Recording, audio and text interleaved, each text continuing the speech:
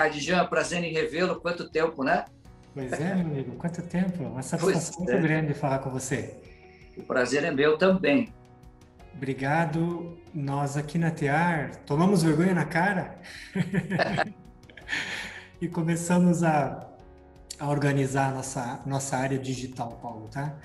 Ótimo. Bom, você é nosso professor aqui, já esteve aqui lecionando para nós em Itajaí, na turma de MBA, naquelas duas turmas que Sim, eram uma, né? Você sim. sabe que aquelas duas turmas desmembraram, aquela turma desmembrou em duas turmas, Paulo? Poxa vida. Né? Porque as empresas, não obstante elas estarem no mesmo prédio, elas separaram, eram do mesmo dono, Hum, mas do mesmo proprietário, né? sim. Acabou que hoje são duas turmas que eu caminho, são praticamente no final já. Poxa. Bom, imagino que sim, que faz o que uns 2 anos que eu estive aí, né? Mais ou É, menos. a gente paralisou praticamente o ano passado todo, Paulo, por causa da pandemia. É, isso aí Você foi um teve problema. bem no começo do treinamento aqui, bem no começo mesmo. Acho que foi no mês de março que eu estive aí. Março de 2019, claro. Não, tem razão então. Mas, Paulo, então a gente começou aqui a criar alguns vídeos, abriu o nosso canal no YouTube. Nós já tínhamos o canal no YouTube há alguns anos, mas ele nunca era um canal ativo. E Sim, criamos também o setor de entrevistas aqui, tá? sim.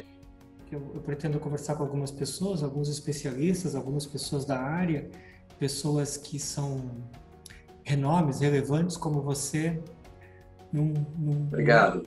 num determinada área do conhecimento, né? Ok. Me corrija aqui, mas você é administrador, especialista em gestão de pessoas, você é Correto? escritor, palestrante, né? Você trabalha com aulas da pós-graduação, né? Coach. Graduação e pós-graduação, e trabalha com coach de Isso. carreira, né? Coach de carreira, exatamente. Bacana, é uma excelente trajetória, você é uma pessoa que eu admiro bastante, nós temos Obrigado. muita afinidade em nossos trabalhos aí, Paulo. É verdade, é verdade. Eu convidei você, e obrigado pelo teu convite, para conversarmos sobre um tema importante que é o alinhamento da gestão de pessoas, Paulo, com a cultura organizacional. Sim, E eu entendo que tanto a gestão de pessoas como a cultura, e o que nos motivou a tratar desse assunto hoje, é a relevância desses dois assuntos no contexto das empresas, no contexto das organizações. Os desafios que a gente vem passando, a evolução do RH, a evolução da gestão de pessoas, né? Nesses 2 últimos anos, especialmente, o RH ele já vinha com uma evolução muito grande, mas os últimos 15 meses foram de aceleração de aprendizados e intensificação de conhecimento. sim. Então, eu quero compartilhar com você as minhas inquietações e passar para você um pouco na forma de algumas perguntas que você vai me ajudando a entender um pouco melhor, tá, Paulo? Para o Ok, nosso público, para as pessoas que estão em casa, nossos convidados entender um pouquinho melhor nas empresas, né? Eu digo muito que a TEAR aqui ela é voltada para o mundo organizacional. Não obstante a pessoa estar em casa, no home office, ou eventualmente estar em sim. transição de carreira, ela vai nos ouvir, nos assistir agora, tá? Como é Uhum. que tá, Paulo, então, a gestão de pessoas, especialmente nesses 2 últimos anos? Bom, Jean, sem dúvida nenhuma, está passando por um processo que a gente diria de transição, né? O nosso mundo, como você bem sabe, você é um estudioso, você está bem antenado, né, com tudo o que acontece aí. O nosso mundo sofre mudanças intensas, dinâmicas, profundas e muito rápidas. E nesse processo, todos nós temos uma dificuldade de assimilação nesses processos. Como se ajustar, né? Quando você está se ajustando, vem uma outra mudança pelo caminho, né? Eu estava lembrando aqui, enquanto você estava formulando a pergunta, que as empresas, desde meados do século passado, lá até antes disso um pouco, elas foram entendidas como núcleos sociais. Não apenas como empresas, mas como agrupamentos sociais, né? Você lembra desde a época lá de Elton Mayo, Herbert Simon, Amitai Etzioni, da escola estruturalista e outros tantos. Uma cultura, ela só se forma dentro de um grupo social. né? Por isso que as empresas têm uma cultura. E essa cultura é determinada, em princípio, pelos seus fundadores. Eles criam a cultura, né? E as pessoas que vão sendo agregadas vão incorporando esta cultura. Então, é muito comum, né, a gente ouvir pessoas dizerem, por exemplo, quem é você, fulano? Você trabalha onde? Ah, eu sou o fulano de tal da Vivo. Porque a Vivo passou a fazer parte da sua identidade. Não é apenas o seu local de trabalho, mas é uma forma de ser identificado dentro do grupo ao qual ele pertence, atua e produz, etc. Porém, né, Jean, com essa pandemia, o que aconteceu? As pessoas que até então conviviam juntas diariamente, no tete-a-tete, olho no olho, conflitos nas relações interpessoais, né? Enfim, toda essa dinâmica que envolve, né, a convivência, as pessoas estão distanciadas, né, em função disso. O que eu percebo, Jean, é que a cultura das empresas está também passando por um processo de mudança, entende? Se perdurar esse sistema por mais tempo, e é possível que isso ocorra, nós vamos ter, assim, uma mudança significativa em termos de cultura empresarial. Porque, até então, aquilo que se produzia bem em grupo, unido, em equipe, agora se produz de forma distanciada, quase que com metas individuais. Não é? Porque não tem outra forma de fazer, pelo menos neste momento, né? Então, assim, fazendo uma análise muito abrangente, muito genérica, eu entendo que a gestão de pessoas ligada ao processo cultural das empresas está num processo de muita transformação. Nós estamos mais do que nunca caminhando para aquilo que você sempre falava, né, e que a gente também falava, que é a questão do autogerenciamento, autonomia nas ações enquanto funcionário e profissional. Bacana. Exatamente, a questão do autogerenciamento, né? Quem iria imaginar que nós fôssemos passar por uma aceleração tão grande e tão necessária em tão pouquíssimo tempo, né? Essa fase que nós estamos vivendo aí os últimos 15 meses desafiaram a nossa capacidade e os nossos impossíveis, né? Sim. E uma coisa que eu percebi bem clara, Paulo, foi a falta de, como você comentou, de conseguirmos estabelecer um critério, um mecanismo de avaliar o desempenho de uma pessoa trabalhando sozinha. Perfeitamente, exatamente. Que pode ser mais ou menos produtiva do que uma pessoa que está trabalhando em equipe, mas nós não tínhamos como avaliar. Muitas empresas e muitas pessoas não tinham como avaliar o trabalho em equipe, já não faziam essa avaliação. Sim. Ela era muito subjetiva, era intangível a avaliação. Hoje passou a ser uma necessidade. Sem dúvida. E as culturas se tornaram híbridas, né? Perfeitamente, Jean. Hoje, você teria que aplicar entre as diversas ferramentas de avaliação de desempenho, né? Que você tem desde autoavaliação, avaliação 90 graus, 180 graus, 360 graus, né? Algumas modalidades bem conhecidas, né? Hoje, as empresas teriam que capacitar a sua equipe em termos de avaliação de desempenho no formato de autoavaliação. No entanto, a construção dessa ferramenta é que precisa ser bem elaborada para que ela não seja manipulada em excesso. Manipulada sempre não há como evitar isso 100%, mas tentar criar um tipo de ferramenta de autoavaliação que o próprio funcionário tenha maturidade dentro daqueles tópicos a serem avaliados para dizer se ele é bom, se ele é regular, se ele é fraco, se ele é ótimo, né? Sim. E a empresa, pelo seu lado, vai avaliar esse desempenho mais do que nunca, Jean, em termos de resultado efetivo. Que dentro desse formato híbrido, né, do home office, o que você quer é resultado. E não importa se é área comercial, se é logística, se é marketing, existem metas a serem atingidas.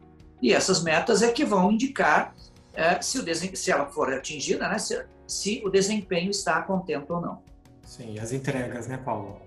Sim, Encontrar uma forma imparcial de olhar para o esforço, né? E ao mesmo tempo olhar para as entregas e conseguir fazer um equilíbrio entre isso. sim, Criar modelos de avaliação de desempenho que permita a gente mudar a cultura da empresa. sim. Você acredita na força dos líderes e dos RHs aproveitando todo esse ímpeto, Paulo, toda essa mudança, essa transformação que está em andamento, para a gente aproveitar isso tudo e criar um contexto ao mesmo tempo de alinhamento e ajuste da cultura? Criar uma Sim. mudança cultural? Eu acredito que isso é possível. Por quê? O ser humano é complexo, né, Jean? Mas Sim. ele tem grande capacidade de adaptação. Aliás, de todos os seres que habitam o planeta, o que mais consegue se adaptar é o ser humano, né?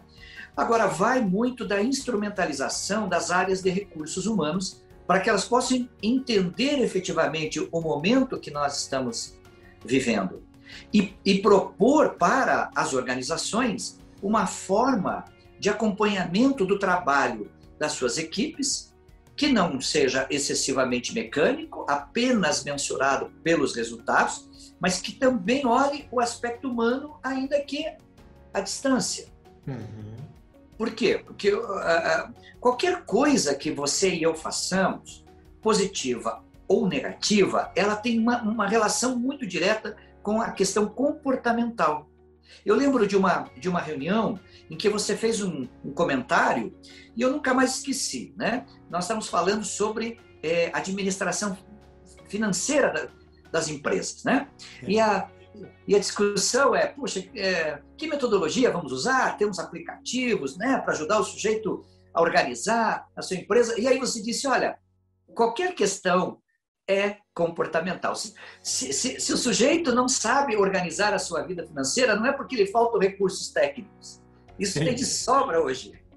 A questão é comportamental. Então, eu entendo que o RH deve ter esse viés, entendeu? Ou seja, como é que eu trabalho o comportamento do colaborador da minha empresa à distância?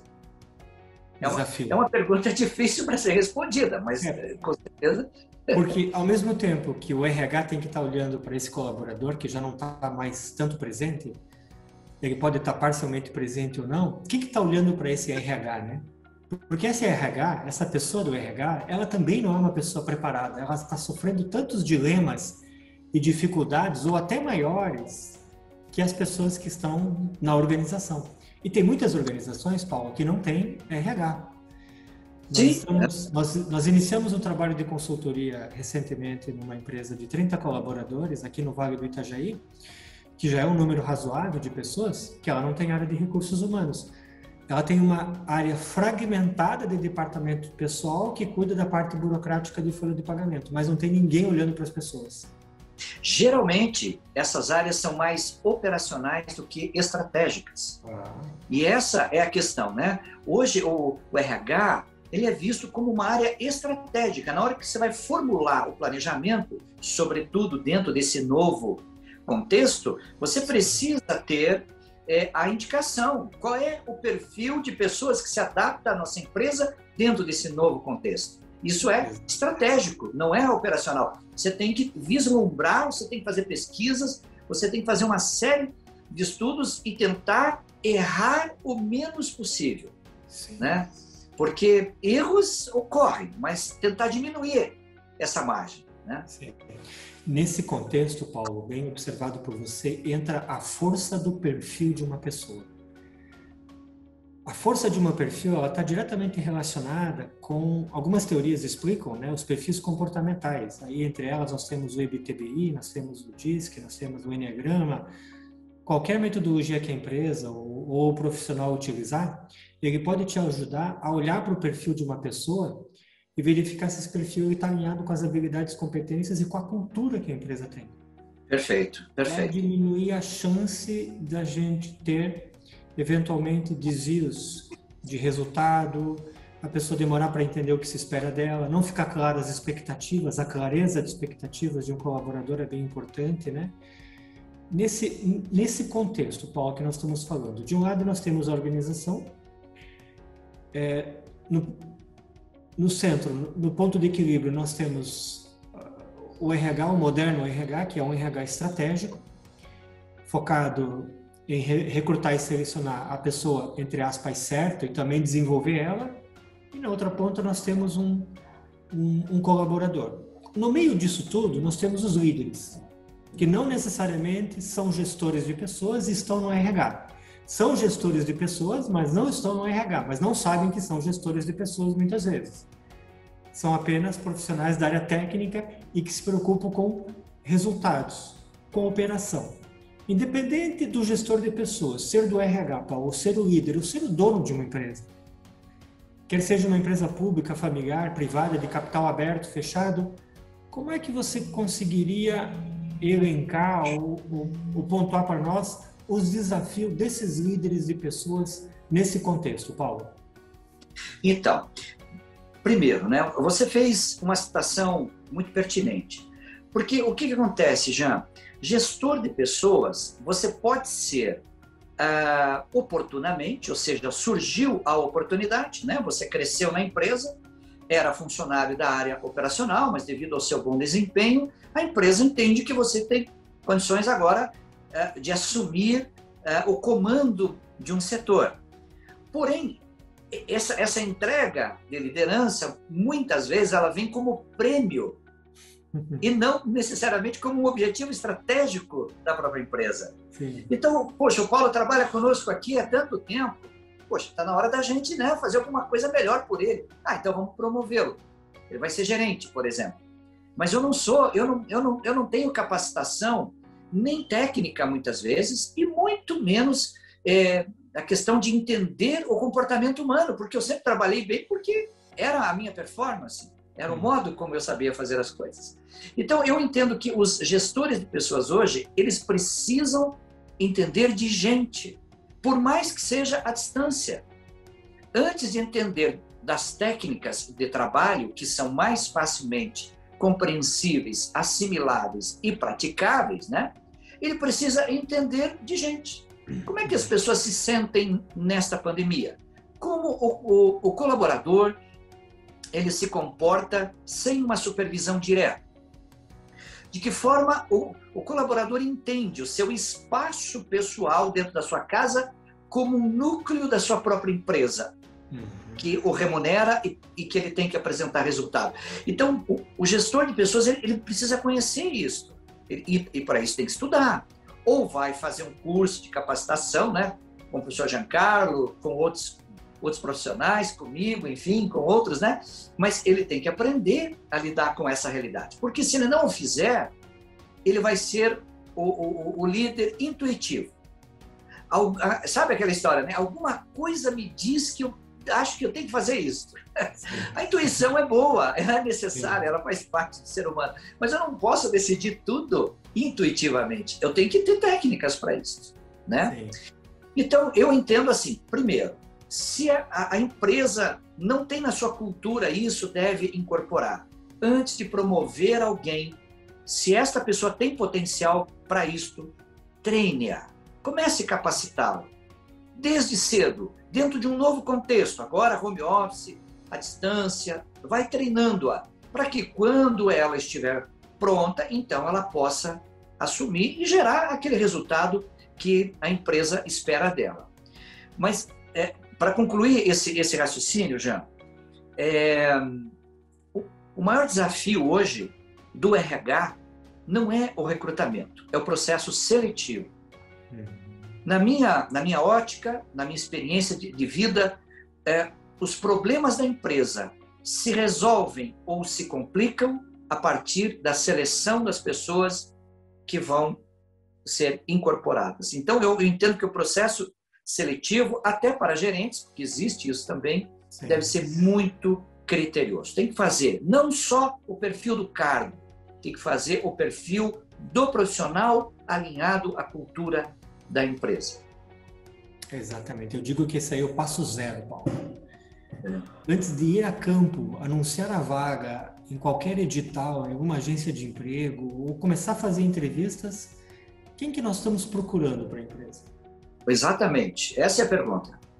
Qual é a vaga, né? Qual é a necessidade que nós temos aqui e qual deveria ter o perfil dessa pessoa? Nós precisamos de uma pessoa para o atendimento, então ela precisa ter um I mais alto. Nós precisamos de um líder com um D mais alto, um comandante, ou nós precisamos de uma pessoa eventualmente mais detalhista, mais analítica. Nós começamos a trabalhar aqui a questão de 1 ano e pouco atrás, Paulo, com as metodologias ágeis, né? Sim. Houve uma demanda de algumas empresas e a gente se adaptou aqui a algumas metodologias ágeis e temos várias soluções aqui. E essa consultoria que nós estamos iniciando, nós vamos envelopar toda ela nas metodologias ágeis, tá? Ok. Já faz 1 ano e pouco que a gente começou a dar treinamento e incorporar fragmentos das metodologias ágeis na consultoria, tá? Sabe que a TEAR é uma escola de negócios e o nosso principal produto aqui se chama consultoria. Os treinamentos, os MBAs, eles são o nosso segundo produto, né? Eu nunca escondo isso de ninguém. Por quê? Porque efetivamente nós entregamos uma solução para uma empresa. Essa solução envolve uma consultoria, ela envolve o desenho da melhor solução. Pode que a empresa não precise de uma consultoria, apenas de um treinamento, não precisa de um treinamento, ela precisa de um diagnóstico ou de uma avaliação. Tá? Okay. E com isso, o crescimento das metodologias ágeis, ela de uma certa forma escancarou um pouco a falta do mindset agilista, a falta do mindset ágil. Sim, tá? Exatamente. O processo burocrático de tomada de decisões que leva efetivamente a uma lentidão interna, uma perda de foco e uma falta de comunicação dentro das empresas. E a gente começou a aprimorar essa nossa capacidade de dar essas respostas mais rapidamente, ok? Nesse contexto do que você falou, você diria que a principal habilidade de um líder, então, é ser um bom gestor de pessoas. Mas um bom gestor de pessoas, ele tem uma série de definições. Certo, verdade. Bom, Jean, o que se aprende hoje, que está mais em voga, né, são os estilos de liderança. Então, o bom gestor de pessoas, quem é? É aquele que lidera pelo exemplo. Ele é um influenciador, ele é um sujeito inspirador. Então, esse é o ideal, né, Jean? É o ideal. No entanto, são características muito pessoais. Você tem líderes naturalmente carismáticos. Eles não precisam fazer cursos, né? Eles são agregadores. As pessoas ficam perto e perguntam coisas para ele responde, ele resolve, ele passa a ideia, ele passa os objetivos, e o pessoal vive e morre por aquele líder, porque ele é o cara, né? Agora, tem outros que são, como você citou há pouco, né? Se você pega um cara com alta estabilidade ou alta conformidade, é um sujeito extremamente observador, perfeccionista, detalhista, analítico. Para ele tomar uma decisão, ele precisa de tempo, ele não é assim. E dentro da metodologia ágil, você precisa ser o mais rápido possível, sem perder a qualidade daquilo que você vai fazer. A eficiência, né? Claro. Então, aí que entra esse aspecto. Se você precisa de um líder para a área financeira da empresa, não põe um cara com I alto, porque ele vai chegar, ele vai querer contar uma piada, ele vai sempre mexer com alguém, e os caras que trabalham na área financeira lá são todos concentrados, focados, são índices, indicadores, né? Então você tem que ter um líder com um perfil adequado para lá, né? Mas alguém diria, mas o meu líder lá da minha área financeira, ele é um cara muito brincalhão. Sim, dentro de toda regra existe exceção, mas exceção se conta como exceção, não como regra, né? Então é isso, tem que trabalhar isso. Essa história dos perfis, né? Como ela é importante, como de uma certa forma ela pode mudar uma organização. Quando você tem o conhecimento, quando você parte para uma análise de perfis e começa a olhar para as pessoas e leva conhecimento, dá clareza para as pessoas em termos dos seus perfis, vai ajudar muito no processo da pessoa se autoconhecer entender as Sim. suas limitações, independente de ser um líder, entender as suas limitações, seus pontos fortes, saber por que que ela deveria entregar alguma coisa e não está entregando, por que que eventualmente ela está entregando a mais, ou ela está sendo muito dispersa, ela está sendo muito detalhista, enfim, tem toda uma teoria aí que explica o que o Paulo está falando, que são os perfis comportamentais, para quem está nos vendo, nos ouvindo e vai assistir depois. Paulo, muito bacana estar conversando com você. Eu vou te fazer uma última pergunta. Ok. E aí você depois pode comentar um pouco mais sobre o teu trabalho. Paulo, para onde que caminha a gestão de pessoas? Não só o setor gestor de pessoas, o setor RH, né, com os seus subsistemas dentro de uma empresa, para onde essa caminhada está nos levando para onde em termos de aprendizado?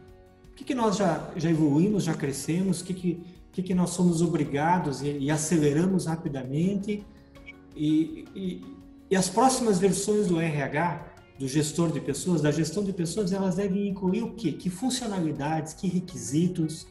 O nosso profissional de RH, as pessoas que estão nos olhando aqui, né? Eu estava olhando no meu LinkedIn aqui de Itajaí, eu contei 1.145 pessoas que atuam no RH só na minha rede, né? Ou seja, nós temos um universo de pessoas que trabalham nos RHs muito grande. Não obstante muita empresa não ter RH, muita empresa tem RH estruturado e muita empresa tem pessoas que desempenham o papel de RH. Então, como uma espécie de orientação e ao mesmo tempo dica, né, para onde que caminha e para onde que esse chamado profissional de RH deveria estar olhando agora para 2021, 2022, Paulo? Então vamos lá. Veja, é uma pergunta complexa que exige uma resposta assim um pouco mais elaborada, né? Vamos lá. Jean, nós estamos vivendo uma realidade absolutamente nova, que é o seguinte: dentro do relacionamento organizacional, empresarial, nós não temos apenas pessoas, nós agora temos os robôs. Então, no meu 5º livro, eu começo levantando esta questão. Quando a gente tratava de conflitos nas relações interpessoais, estávamos falando exclusivamente de seres humanos. Mas hoje você entra no seu carro, aciona o GPS, tem uma inteligência que não é pessoal, é artificial, sim, que fala com você, né? Se você chega num determinado restaurante, não tem garçom, a mesa é digital e ali estão todos os pratos inseridos e você apenas com um clique seleciona, vai lá para a cozinha, seu pedido lá é elaborado e alguém só vem entregar para você. Inteligência artificial. Aqui em Curitiba tem vários ônibus que não tem mais cobradores de ônibus. É tudo com cartão. Portanto, já nós estamos diminuindo essas instâncias de relações interpessoais. E nós estamos... Você chega, por exemplo, num hotel na China. Lá na recepção tem um robô que fala 300 idiomas. Você fala em português, ele te responde. Você está se relacionando com o quê? Com uma inteligência artificial. Claro que não vai responder tudo, mas as questões mais elementares que já foram programadas e pensadas estão inseridas, né? E você vai formular e ele sabe o que vai responder. Então, o gestor de pessoas de hoje, ele precisa entender esse processo, porque nós estamos caminhando num sentido de muita objetividade, entende, Jean? Quando você ouve o seu GPS, ela não conversa com você. Ela não diz assim, Jean, você tem certeza que você quer ir por esse caminho? Pense bem, nós podemos... Não, ela diz, entre à direita. Ou seja, então, o gestor de pessoas, ele precisa entender que hoje se caminha em termos de relacionamento dentro das empresas por uma questão muito direta. Ah, mas isso é bom? Depende. Se você precisa de coisas rápidas, é excelente. Mas se você precisa de relacionamento humano, é péssimo. Né? Porque as pessoas precisam mostrar o seu potencial, precisam mostrar as suas emoções. Nós não somos só razão, né? Nós somos razão e emoção. Quando estão em equilíbrio, nós estamos muito bem e conseguimos produzir bem. Bom, então os gestores de pessoas nesse processo, eles precisam estudar o seu momento, estudar as empresas, como elas estão caminhando. Jean, uma das profissões que deve desaparecer daqui a poucos anos é justamente o profissional de recursos humanos. Por quê? Se você vai numa empresa na Alemanha, não tem uma área de recursos humanos lá. Espalhado pela empresa tem vários totens e o funcionário chega como se fosse um autoatendimento do banco e ali ele sabe quando vai tirar férias, quanto que ele vai receber, se ele ficou doente, se ele entregou atestado médico, se ele vai ter algum afastamento, se ele vai ser transferido de setor. Entende, Jean? É uma mudança extremamente sensível. Sim. Então, o que vai sobrar nisso aí, né, Jean? Parece tão fatídico esse comentário, até em termos, né? Mas o que vai ficar, Jean, é uma coisa que a máquina não tem para oferecer. Criatividade e inovação. O profissional de qualquer atividade que quiser sobreviver, seja gestor de pessoas, seja empresário, seja professor, seja o que for, criatividade e inovação. Fora disso, Jean, as máquinas conseguem suprir. Entende? Elas atendem determinadas demandas, evidentemente. E isso, Jean, para voltar lá no fio da meada, né, do início da nossa conversa, afeta a cultura organizacional. Ou seja, mesmo que eu não queira mudar a cultura da minha empresa, não, aqui sempre foi assim, vai ser sempre assim. O próprio sistema no qual estou inserido me obriga. Eu não tenho escolha. Então, eu vejo nesse sentido. Paulo, muito boa a tua resposta, muito complexa e completa ao mesmo tempo. E, na verdade, quando um gestor, um líder dá essa resposta que eu não quero mudar, eu não preciso mudar, talvez ele não tenha percebido, mas que a empresa já está num processo de mudança, de evolução, porque as pessoas estão mudando. Sim. E quando as pessoas mudam externamente, em resposta às demandas que vão surgindo, de uma outra forma, uma nova cultura vai ser estabelecida e vai sendo internalizada dentro da empresa. Sim. Paulo, essa questão da robotização como uma resposta, né, o avanço da inteligência artificial, eu concordo bastante com você. Em várias situações, em vários momentos, as coisas ficaram muito automatizadas e você tem respostas em tempo real. Antigamente você precisava fazer fila na porta de um RH para conseguir obter uma resposta, conversar, tirar uma dúvida e analisar e tuas férias. E hoje você já tem isso tudo num tempo real aí. Tanto é que as evoluções dos estudos de projetos e metodologias ágeis, o PMBOK, né, o PMBOK, que implementa as práticas do PMP, que é o profissional, e as metodologias ágeis, elas já incorporaram entre 40% e 60% de novas funcionalidades somente de gestão de pessoas, Paulo. A evolução se tornou muito grande. Se você pegar as versões aí de 2020 e 2021 e a que está sendo preparada de 2022, dos livros que recomendam como você trabalhar com as pessoas, né, o chamado manifesto de gestão de pessoas, ela tem uma mudança muito brusca, ou seja, a versão de 2022, 2023, ela já está sendo construída face a toda essa mudança que nós tivemos, que empresas simplesmente que tinham 4 andares em um prédio, elas desapareceram e trocou tudo isso por uma sala de reuniões no modelo híbrido, né? Verdade. Bom, eu agradeço muito a tua participação até aqui. Eu quero que você agora fale um pouco do teu trabalho, dos teus livros, como é que as pessoas podem te achar, conversar, como é que você pode chegar nas empresas, física e virtualmente também. Como é que a tua mensagem... Fale um pouquinho do teu trabalho. Vamos lá, então.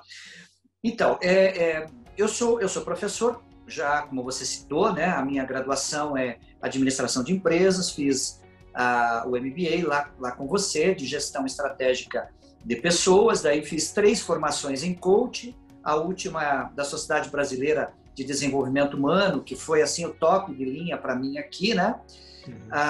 Dou aula, né? Em faculdades, universidades, pós-graduação, quando surgem os convites, né? E tem a FAP lá que eu já atuo há um bom tempo, né? Vai completar 10 anos na FAP, né? Praticamente, né? Agora acho que em 2012.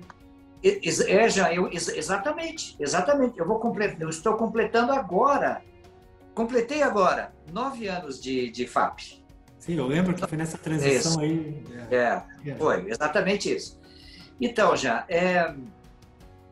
então a minha atividade principal, né, é na área acadêmica, né? Eu gosto de dar aula, né? Sempre que surge oportunidade, a gente está aí presente, compartilhando, mas tenho tido a rica oportunidade de dar palestras e treinamentos em empresas. Inclusive, uma empresa grande aqui em Curitiba, que foi a última que eu atuei, é o grupo aqui, a Via Marechal, da família Gulim, que comanda praticamente quase 100% das linhas de ônibus aqui em Curitiba. Sabe? Então, eu dei treinamento para 20 gerentes deles lá.